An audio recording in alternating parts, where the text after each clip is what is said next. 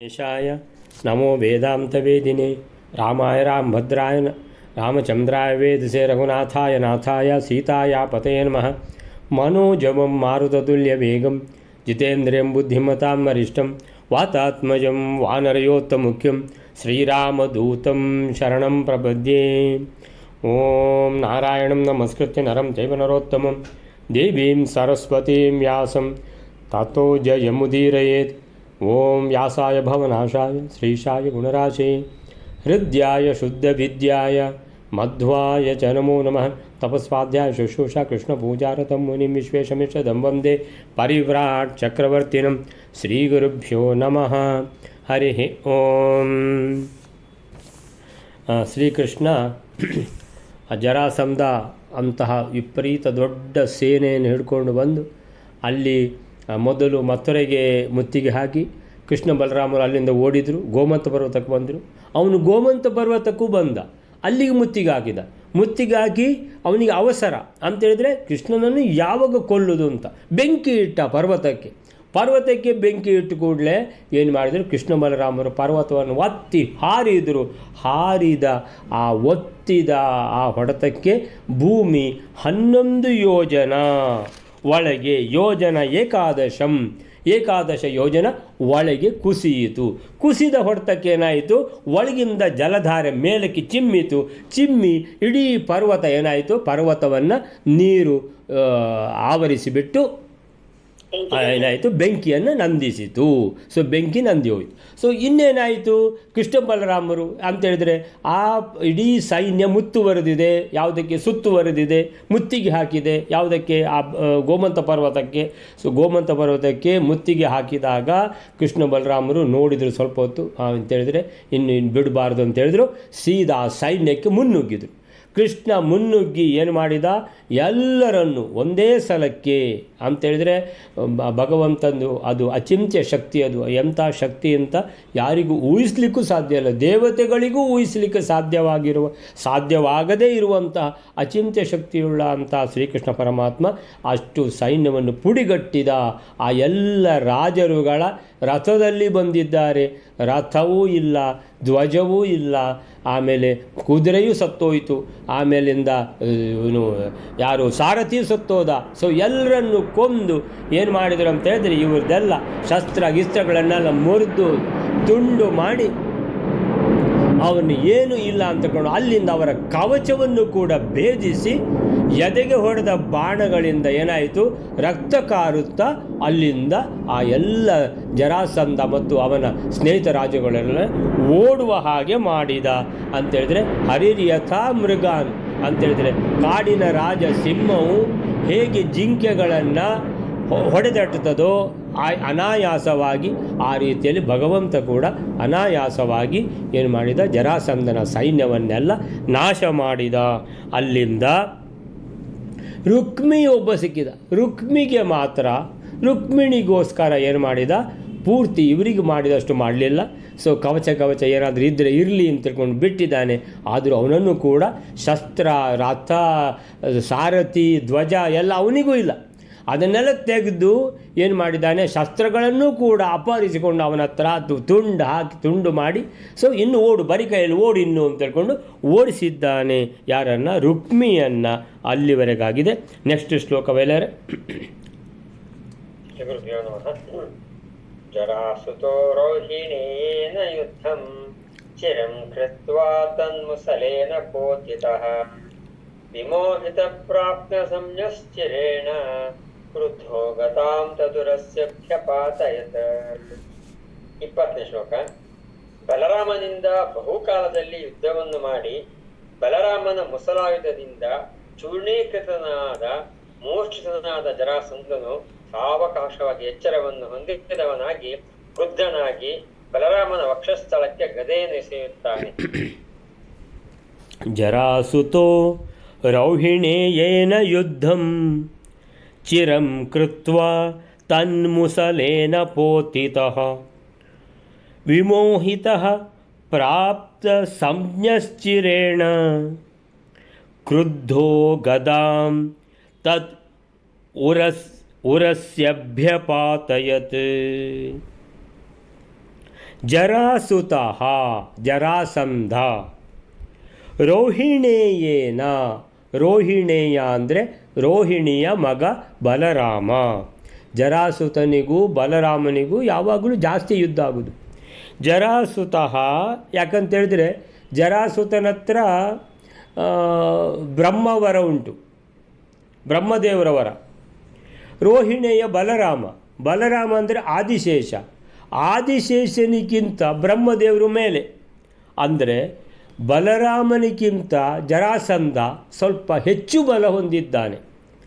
ಆವಾಗ ಮೊದಲನೇ ಯುದ್ಧದಲ್ಲಿ ಏನಾಯಿತು, ಜರಾಸಂಧ ಈ ರೀತಿ ಬಲರಾಮನೊಟ್ಟಿಗೆ ಯುದ್ಧ ಮಾಡಿ ಬಲರಾಮ ಮೂರ್ಛೆ ಹೋದ.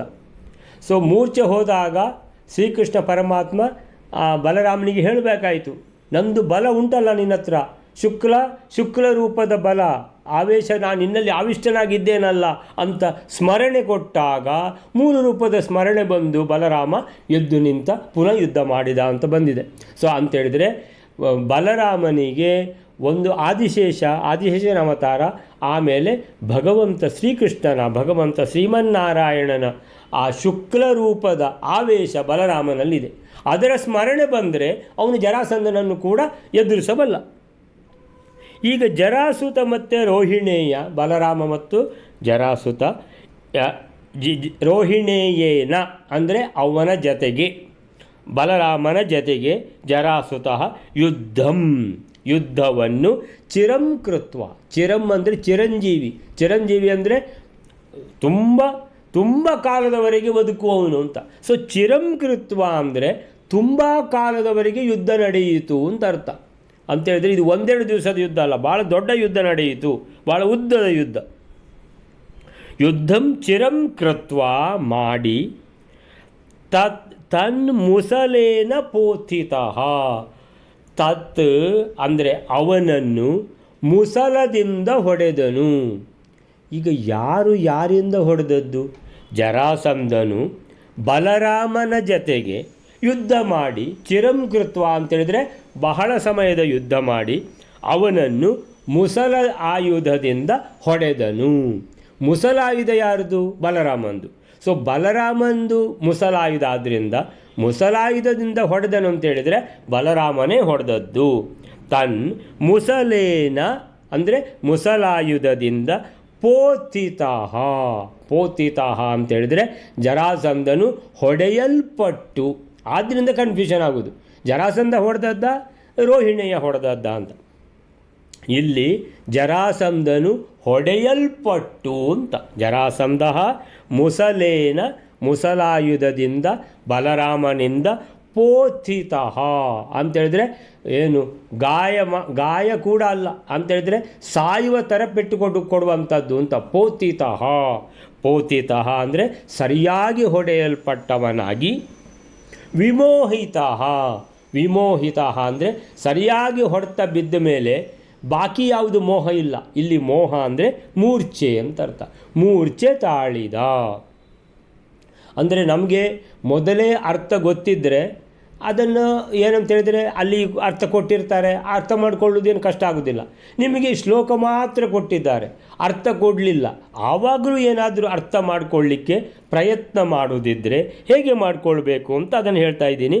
ವಿಮೋಹಿತ ಅಂತೇಳಿದರೆ ಮೋಹಗೊಂಡ ಅಂತೇಳಿದರೆ ಸರಿಯಾಗಿ ಪೆಟ್ಟು ತಿಂದ ಮೇಲೆ ಮೋಹಗೊಳ್ಳುವುದೇನು, ಮೂರ್ಛೆ ತಪ್ಪಿದ ಅಂತ ಅರ್ಥ.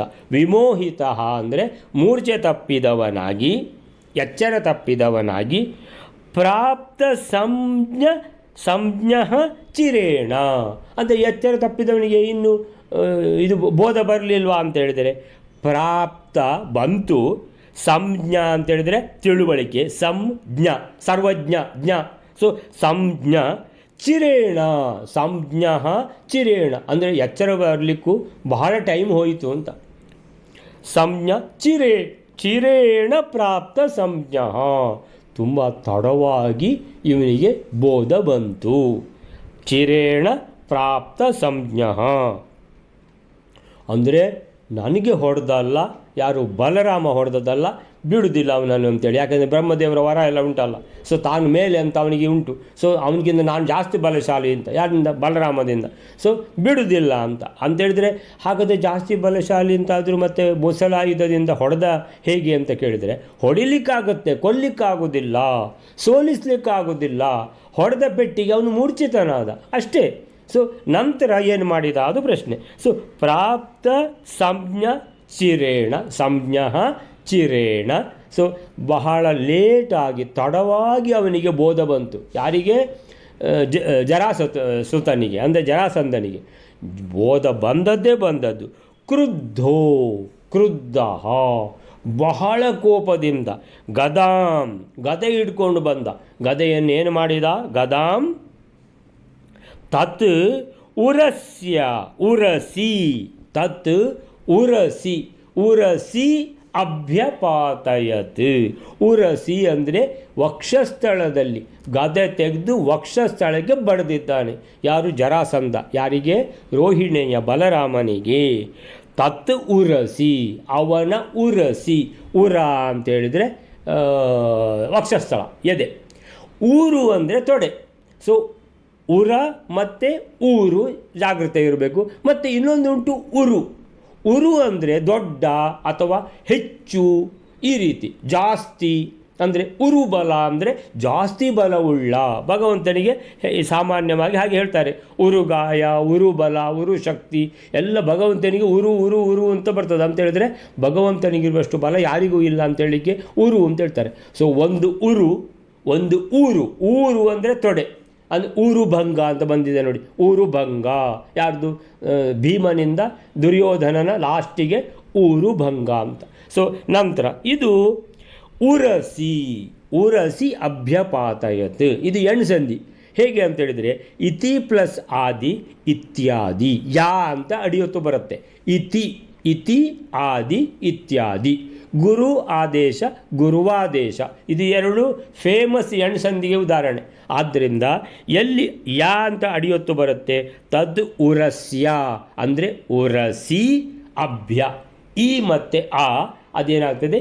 ಯಾ ಅಡಿಯೊತ್ತು ಬರುವ ಹಾಗೆ ಆಗ್ತದೆ. ಸೊ ಉರಸ್ಯ, ಇತಿ ಪ್ಲಸ್ ಆದಿ, ಈ ಪ್ಲಸ್ ಆ ಇತ್ಯಾದಿ, ಯಾ ಅಡಿಯೊತ್ತು ಇತ್ಯಾದಿ. ಸೊ ಅದನ್ನು ನೆನ್ಪಿಟ್ಕೊಳ್ಬೇಕು. ಯಾವಾಗ ಎಣ್ಸಂಧಿ ಅಂದರೆ ಇತ್ಯಾದಿ, ಗುರುವಾದೇಶ, ಇದು ಎರಡು ನೆನ್ಪಿಟ್ಕೊಳ್ಬೇಕು. ಸೊ ಒಂದು ಯಾ ಒಂದು ವಾ ಬರುವಂಥದ್ದು ಎಣ್ಸಂಧಿ ಬರ್ತದ ನೋಡಬೇಕು. ತತ್ ಉರಸಿ ಅಭ್ಯಪಾತಯತ್. ಕರೆಕ್ಟ್ ಆಯಿತು.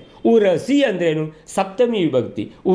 ಉರಸ ಉರಸಿ ಅಂದರೆ ವಕ್ಷಸ್ಥಳದಲ್ಲಿ ಪೆಟ್ಟು ಕೊಟ್ಟಿದ್ದಾನೆ ಗದೆಯಿಂದ ಜರಾಸಂಧ.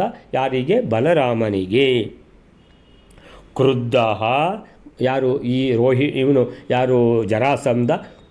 ಬಹಳ ಕ್ರುದ್ಧನಾಗಿ ಗದಾಂ ಅಂದರೆ ಗದೆಯನ್ನು, ತತ್ ಉರಸಿ, ತತ್ ಅಂದರೆ ಅವನ, ಉರಸಿ ಅಂದರೆ ಎದೆಯ ಮೇಲೆ ಅಥವಾ ಎದೆಯಲ್ಲಿ. ಉರಸಿ ಅಂದರೆ ಎದೆ, ಸಪ್ತಮಿ ವಿಭಕ್ತಿ. ಸೊ ಎದೆಯಲ್ಲಿ. ಎಲ್ಲಿಗೆ ಹೊಡೆದ ಗದೆಯಿಂದ? ಎದೆಯಲ್ಲಿ, ಎದೆಗೆ ಹೊಡೆದ. ಯಾರ್ದು? ಬಲರಾಮಂದು. ತತ್ ಉರಸಿ ಅಭ್ಯಪಾತಯತ್. ಗದೆ ಹೋಗಿ ಅಲ್ಲಿ ರಭಸದಿಂದ ಬಿತ್ತು ಅಂತ, ರಭಸದಿಂದ ಪೆಟ್ಟು ಬಿತ್ತು ಅಂತ, ಗದೆಯ ಪೆಟ್ಟು ಬಿತ್ತು ಅಂತ.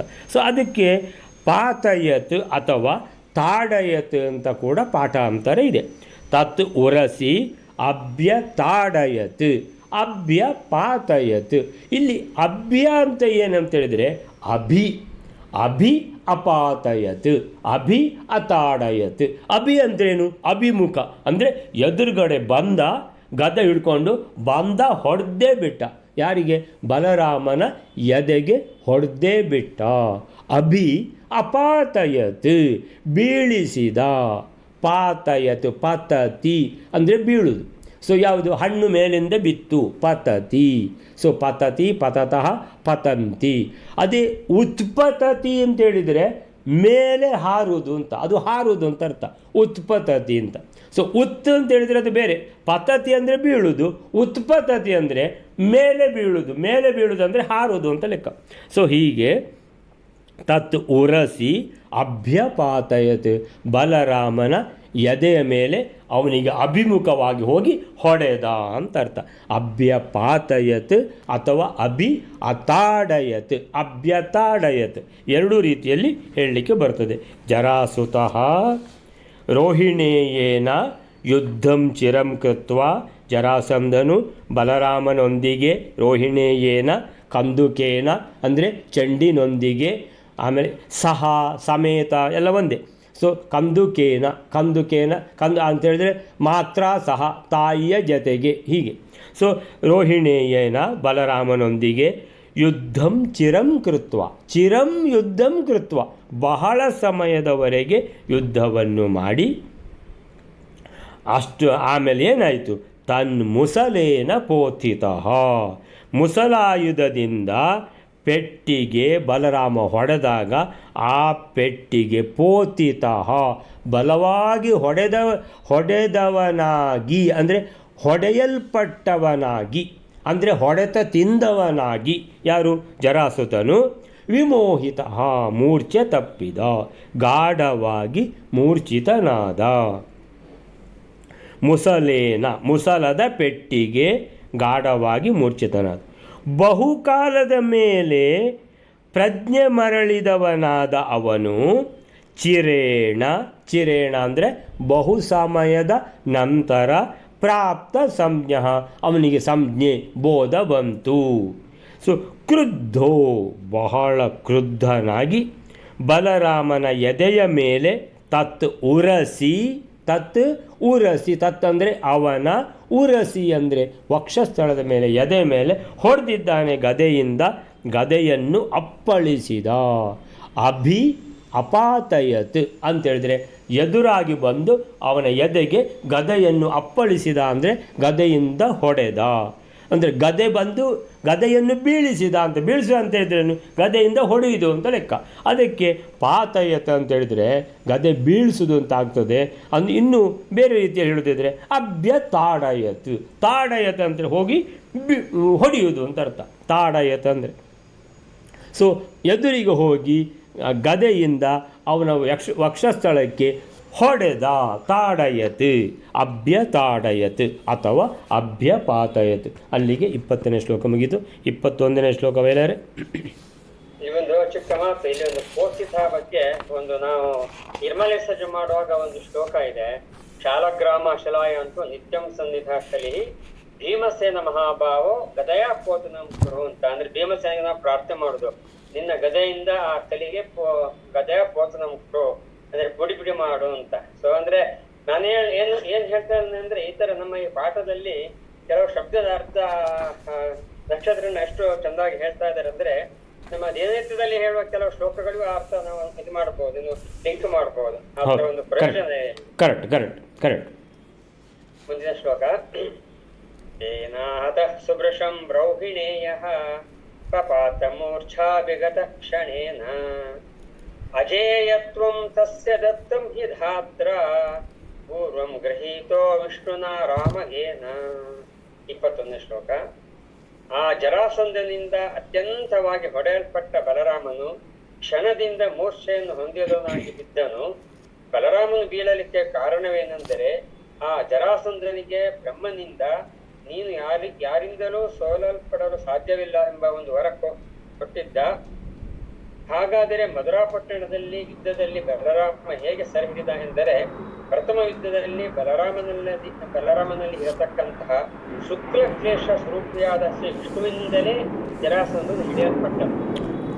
ತೇನಾಹತಃ ಸುಭೃಶಂ ರೋಹಿಣೇಯಃ ಪಪಾತ ಮೂರ್ಛಾಭಿಗತ ಕ್ಷಣೇನ ಅಜೇಯತ್ವಂ ತಸ್ಯ ದತ್ತಂ ಹಿ ಧಾತ್ರ ಪೂರ್ವಂ ಗೃಹೀತೋ ವಿಷ್ಣುನಾ ರಾಮಗೇನ. ತೇನ ಹತಃ ಸುಭೃಶಂ ರೋಹಿಣೇಯಃ. ಈಗ ಯಾರು ಹೊಡೆದದ್ದು? ಜರಾಸುತ ಗದೆಯಿಂದ ಬಲರಾಮನ ಉರಸಿ ಎದೆಗೆ ಹೊಡೆದಿದ್ದಾನೆ. ಅಭ್ಯತಾಡಯತ್ ಹೊಡೆದಿದ್ದಾನೆ. ಸೊ ಬಲರಾಮನಿಗೆ ಜರಾಸಂಧ ಹೊಡೆದದ್ದು. ತೇನ ಅಂದರೆ ಆ ಜರಾಸಂಧನಿಂದ ಅಹತಃ ಅಥವಾ ಆಹತಃ ಚೆನ್ನಾಗಿ, ಸುಭೃಶಂ, ಸುಭೃಶಂ ಅಂದರೆ ಚೆನ್ನಾಗಿ ಹೊಡೆಯಲ್ಪಟ್ಟಿದ್ದಾನೆ. ಅದು ಹೊಡೆಯಲ್ಪಟ್ಟಿದ್ದಾನೆ ವರ್ಡ್ ಯಾವುದು? ಅಹತಃ.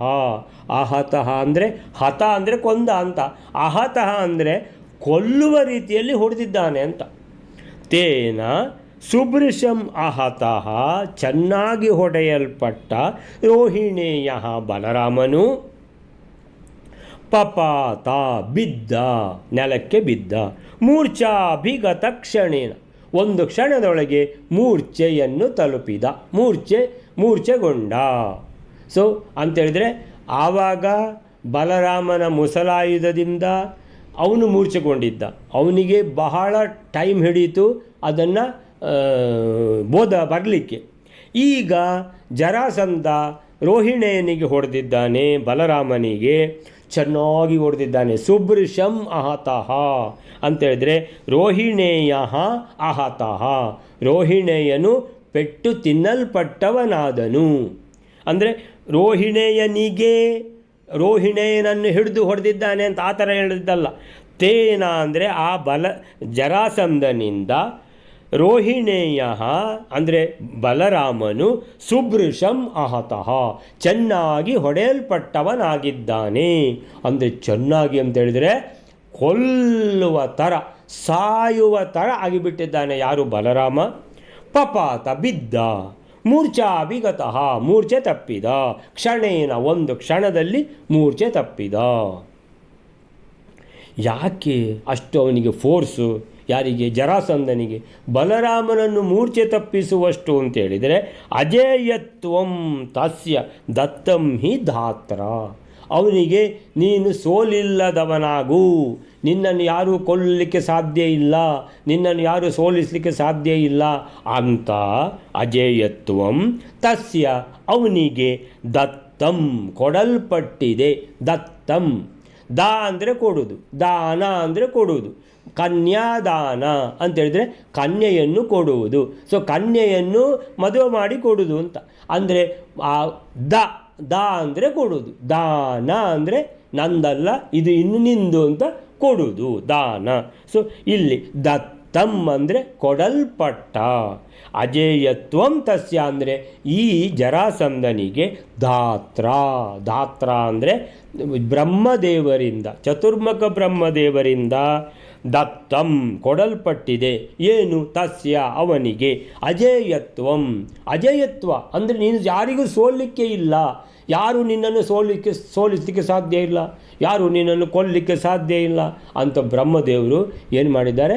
ವರ ಕೊಟ್ಟು ಬಿಟ್ಟಿದ್ದಾರೆ. ಆದ್ದರಿಂದ ಬ್ರಹ್ಮದೇವರು ವಾಯುದೇವರು ಏನಾದರೂ ಬಂದರೆ ಆಗ್ತದಷ್ಟೇ ವಿನಃ ಇಲ್ಲಿ ಯಾರಿರೋದು? ಇಲ್ಲಿ ಬಲರಾಮ ಅಂದರೆ ವಾಯುದೇವರಿಗಿಂತ ಕೆಳಗೆ, ಬ್ರಹ್ಮದೇವರಿಗಿಂತ ಕೆಳಗೆ ಆದಿಶೇಷ, ರುದ್ರದೇವರು, ಗರುಡದೇವರು. ಸೊ ಆದ ಕಾರಣ ರಾಮಾಯಣದಲ್ಲಿಯೂ ಹಾಗೆ ಆಗಿದೆ. ಲಕ್ಷ್ಮಣ ಒಂದೆರಡು ಸಲ ಮೂರ್ಛೆ ತಪ್ಪಿದ್ದಾನೆ. ಯಾಕಂತೇಳಿದರೆ ಲಕ್ಷ್ಮಣ ಆದಿಶೇಷನ ಅವತಾರ ಅಂತೇಳಿದರೆ ಅಲ್ಲಿ ಈ ರಾವಣ, ಕುಂಭಕರ್ಣ ಇವರೆಲ್ಲ ಬ್ರಹ್ಮವರದಿಂದ ಇರುವವರು. ಆದ್ದರಿಂದ ಅವರ ಹತ್ರ ಲಕ್ಷ್ಮಣ ಮೂರ್ಛೆ ತಪ್ಪುತ್ತಿದ್ದ ಅಂತ ಹೇಳುವಂಥದ್ದು. ಸೊ ಹೀಗೆ ಬ್ರಹ್ಮದೇವರವರ ಪಡ್ಕೊಂಡಿದ್ದಾನೆ. ಧಾತ್ರ ಅಂದರೆ ಶಬ್ದ ಯಾವುದು? ಧಾತೃ ಅನ್ನುವಂಥ ಶಬ್ದ. ಈ ಧಾತೃ ಅಂದರೆ ಬ್ರಹ್ಮದೇವರು. ಸೊ ಅದು ಪ್ರಥಮ ವಿಭಕ್ತಿಯಲ್ಲಿ ಧಾತ ಅಂತ ಆಗುತ್ತೆ, ಎರಡನೇ ವಿಭಕ್ತಿಯಲ್ಲಿ ಧಾತರಂ. ಪಿತಾ ಅಂತಾಗುತ್ತೆ, ಪಿತರಂ.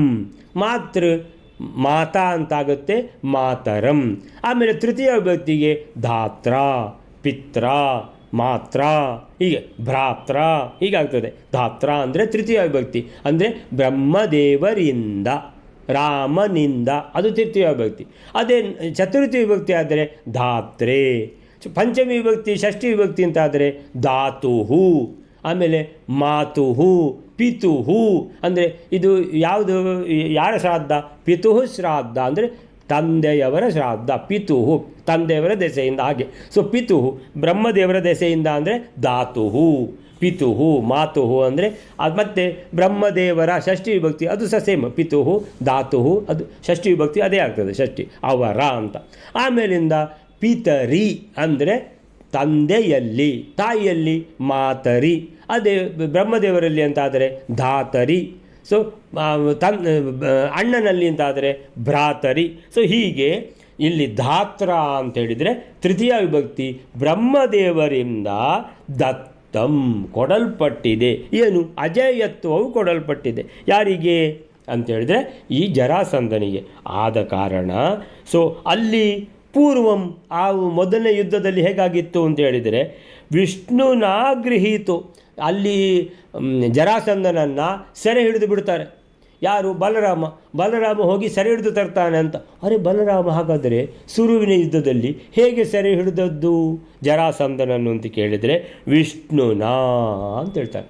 ವಿಷ್ಣುನಾ ರಾಮಗೇನ ಅಂತೇಳಿದರೆ, ವಿಷ್ಣುನಾ ಅಂತೇಳಿದರೆ ಭಗವಂತನ ಶುಕ್ಲಕೇಶಿ ರೂಪವಾದ ವಿಷ್ಣುವಿನ ಆವೇಶ ಯಾರ ಹತ್ರ ಉಂಟು? ಬಲರಾಮನ ಹತ್ರ ಉಂಟು. ಕೃಷ್ಣ ಹೋಗಿಬಿಟ್ಟು, ಏನು ನಿನಗೆ ಆವೇಶ ಉಂಟಲ್ಲ, ಶುಕ್ಲಕೇಶಿ ರೂಪದ ಆವೇಶ, ನಿನ್ನಲ್ಲಿ ನಾನು ಇದ್ದೇನಲ್ಲ ಅಂತ ಹೇಳಿದ ಕೂಡಲೇ ಸ್ಮರಣೆ ಬಂತಲ್ಲ, ಶುಕ್ಲಕೇಶಿ ರೂಪದ ಭಗವಂತನ ಆವೇಶದ ಸ್ಮರಣೆ ಬಂದ ಕೂಡಲೇ ಎದ್ದು ನಿಂತ ಹೋಗಿ ಜರಾಸಂಧನನ್ನು ಸೆರೆ ಹಿಡಿದು ಬಿಡ್ತಾನೆ. ಯಾರು? ಬಲರಾಮ. ಸೊ ಹಾಗೆ ಅಂತೇಳಿದರೆ ಸೆರೆ ಹಿಡಿದದ್ದು ಯಾರು ಅಂತೇಳಿದರೆ ಅದು ವಿಷ್ಣುವಿನ ಆವೇಶದ ಆ ಕಾರಣ, ಅಂದರೆ ವಿಷ್ಣುನ, ಅದು ವಿಷ್ಣುವಿನಿಂದ ಸೆರೆ ಹಿಡಿಯಲ್ಪಟ್ಟದ್ದು, ಬಲರಾಮನಿಂದ ಅಲ್ಲ. ಸೊ ಆದ್ದರಿಂದ ವಿಷ್ಣುನ ಅಂತೇಳಿದರೆ ರಾಮಗೇನ ಅಂತೇಳಿದರೆ ಅಲ್ಲಿ ಬಲರಾಮ ಸೆರೆ ಹಿಡಿದದ್ದು ಅಂತ ನಾವು ತಿಳ್ಕೊಂಡ್ರೆ ಅಲ್ಲ, ಅದು ವಿಷ್ಣುನ ಗೃಹೀತ. ಪೂರ್ವಂ ಅಂದರೆ ಮೊದಲನೇ ಯುದ್ಧದಲ್ಲಿ ಅವನನ್ನು ಸೆರೆ ಹಿಡಿದದ್ದು ಅದು ಹೇಗೆ ಕಾರಣ, ಹೇಗೆ ಸಾಧ್ಯವಾಯಿತು ಅಂತೇಳಿದರೆ ಅದು ವಿಷ್ಣುವಿನ ಶುಕ್ಲಕೇಶಿ ರೂಪದ ಸ್ಮರಣೆಯನ್ನು ಭಗವಂತ ಸ್ವಯಂ ಕೃಷ್ಣನೇ ಬಲರಾಮನಿಗೆ ಅರೇ ಏನಪ್ಪ ಅಂತ ಹೇಳ್ಕೊಂಡು ಆ ಸ್ಮರಣೆ ಕೊಟ್ಟ ಕಾರಣ ಅಲ್ಲಿಂದ ಎದ್ದು ನಿಂತು ಅವನನ್ನು ಸೆರೆ ಹಿಡಿದಿದ್ದಾನೆ. ಸೊ ಇಲ್ಲಿ ತೇನಾಹತಃ ಅವನಿಂದ ಸರಿಯಾಗಿ ಹೊಡೆಯಲ್ಪಟ್ಟ ಬಲರಾಮನು, ತೇನ ಅಹತಃ ಅಥವಾ ಆಹತಃ, ಸುಭೃಶಂ ಚೆನ್ನಾಗಿ ಹೊಡೆಯಲ್ಪಟ್ಟಿದ್ದಾನೆ, ಆಹತಃ ಭೂತಕಾಲದಲ್ಲಿ ಆಹತಃ. ಸೊ ಸುಭೃಶಂ ರೋಹಿಣೇಯ ಅಂದರೆ ಬಲರಾಮನು, ಪಪಾತ ಬಿದ್ದ, ಏನು ಕ್ಷಣೇನ ಮೂರ್ಛಾಭಿಗತಃ ಒಂದು ಕ್ಷಣದಲ್ಲೇ ಮೂರ್ಛಿತನಾಗಿ ಬಿದ್ದ. ಸೊ ಜರಾಸಂಧನಿಗೆ ಬ್ರಹ್ಮದೇವರಿಂದ ಅಜೇಯತ್ವದ ವರ ಲಭಿಸಿದ್ದುದೇ ಅದಕ್ಕೆ ಕಾರಣ. ಧಾತ್ರ ಅಂದರೆ ತಸ್ಯ ಅಂದರೆ ಜರಾಸಂಧನಿಗೆ, ದಾತ್ರ ಹಿ ದತ್ತಂ ಚತುರ್ಮುಖ ಬ್ರಹ್ಮದೇವರಿಂದ ಕೊಡಲ್ಪಟ್ಟಿದೆ. ಯಾವುದು? ಅಜೇಯತ್ವದ ವರ. ಅಜೇಯತ್ವ ಅಂದ್ರೇನು? ಅಜೇಯತ್ವದ ವರ ಬ್ರಹ್ಮದೇವರು ಜರಾಸಂಧನಿಗೆ ಕೊಟ್ಟಿದ್ದಾರೆ. ಆದ್ದರಿಂದ ಬ್ರಹ್ಮದೇವರ ವರದ ಜೊತೆಗೆ ಆದಿಶೇಷ ದೇವರು ಕೂಡ ಕಡಿಮೆನೇ ಆಗ್ತಾರೆ. ಸೊ ಆದ್ದರಿಂದ ಜರಾಸಂಧನಿಗೆ ಬ್ರಹ್ಮನಿಂದ, ಚತುರ್ಮುಖ ಬ್ರಹ್ಮದೇವರಿಂದ ಅಜೇಯತ್ವದ ವರ ಲಭಿಸಿದ್ದುದೇ ಇದಕ್ಕೆ ಕಾರಣ. ಹಿಂದೆ ಪೂರ್ವಂ ಅದು ಹೇಗೆ? ಹಿಂದೆ ಏನಾಯಿತು ಅಂತೇಳಿದರೆ ಅವನನ್ನು ಸೆರೆ ಹಿಡಿದದ್ದು ಅದು ಬಲರಾಮನಲ್ಲಿ ಆವಿಷ್ಟನಾಗಿದ್ದ ವಿಷ್ಣು ಸೆರೆ ಹಿಡಿದದ್ದು ಅಂತ. ಸೊ ರಾಮಗೇನ ವಿಷ್ಣುನ ಅಂದರೆ ಬಲರಾಮನ ಗ ಅಂತೇಳಿದರೆ ಬಲರಾಮನಲ್ಲಿ ಹೋಗಿರುವ. ಸೊ ರಾಮಗ ಅಂತೇಳಿದರೆ ಬಲರಾಮನಲ್ಲಿ ಆವಿಷ್ಟನಾಗಿರುವ ವಿಷ್ಣುವಿನ ಏನು ಆವೇಶ ಇದೆ, ವಿಷ್ಣುನ ರಾಮಗೇನ, ವಿಷ್ಣು ಎಲ್ಲಿದ್ದಾನೆ? ಬಲರಾಮನಲ್ಲಿ. ಆ ಆವೇಶದ ಕಾರಣ ಸೆರೆ ಹಿಡಿಲಿಕ್ಕಾಯಿತು. ಈಗ ಕೂಡ ಅದರ ಸ್ಮರಣೆ ಬಲರಾಮನಿಗೆ ಬಂದರೆ ಪುನಃ ಜರಾಸಂಧನನ್ನು ಸೆರೆ ಹಿಡಿಯುವುದಾ ಅಥವಾ ಅವನನ್ನು ಬಲವಾಗಿ ಪುನಃ ಹೊಡೆಯುವುದಾ, ಇದು ಮಾಡಲಿಕ್ಕೆ ಪುನಃ ಆಗುತ್ತೆ ಅವನಿಗೆ ಅನ್ನುವಂಥದ್ದು. ಇದರಿಂದ ಆ ಶುಕ್ಲಕೇಶದ ಆವೇಶದ ಸ್ಮರಣೆ ಬರಬೇಕು ಅಂತ. ಸೊ ಅಲ್ಲಿಗೆ ಇವತ್ತಿನದನ್ನು ನಾವು ಮುಗಿಸ್ಕೊಳ್ಳೋಣ. ಶ್ರೀಕೃಷ್ಣ ಅರ್ಪಣ ಮಸ್ತು.